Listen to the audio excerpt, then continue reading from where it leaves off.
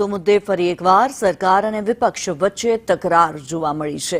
બટાકા પકાવતા ખેડૂતોને કોલ્ડ સ્ટોરેજની સુવિધાની વાત હોય કે પછી બટેકાના પોષણક્ષમ ભાવની વાત હોય, સાંસદ ગેનીબેને સરકાર પર પ્રહાર કર્યા તો સામે ડીસાના ધારાસભ્ય પ્રવીણ માળીએ કોંગ્રેસ પર પ્રહાર કરતા કહ્યું કે કોંગ્રેસે ખેડૂતોની ચિંતા કરવાની જરૂર નથી।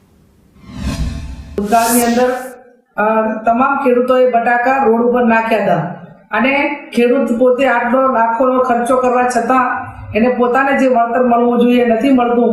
એ જવાબદારી સરકારની થાય છે અને આવનાર સમયમાં ખેડૂત રોડ ઉપર ના આવે અને પોતે હેરાન ન થાય એના માટે ગંભીરતા લઈ અને ખેડૂતોને મદદ કરે એવી હું અપેક્ષા રાખું છું। ખેડૂતની ચિંતા કરવાનો હક કોંગ્રેસને બનતો જ નથી। આજ સરકાર ખેડૂતોને જ્યારે તકલીફ બટાકાની અંદર પડી છે ત્યારે એને સહાયરૂપી સબસિડી આપીને પણ ખેડૂતને બેઠા કરવાનું કામ કર્યું છે। 2 વર્ષ અગાઉ આપણે જોયું છે કે કોઈ પણ જાતના વાદ વિવાદ વગર સરકારશ્રીએ 200 કરોડ રૂપિયાની સબસિડીની જાહેરાત કરી હતી। જ્યારે પણ ભાવ વગડે ત્યારે સરકાર એના પડખે રહે છે। આ માત્ર ને માત્ર આવા બયાનબાજી કરી અને ગેરમાર્ગે દોરવાનું કામ કરે છે। સરકારનું પૂરું નિયંત્રણ પણ છે।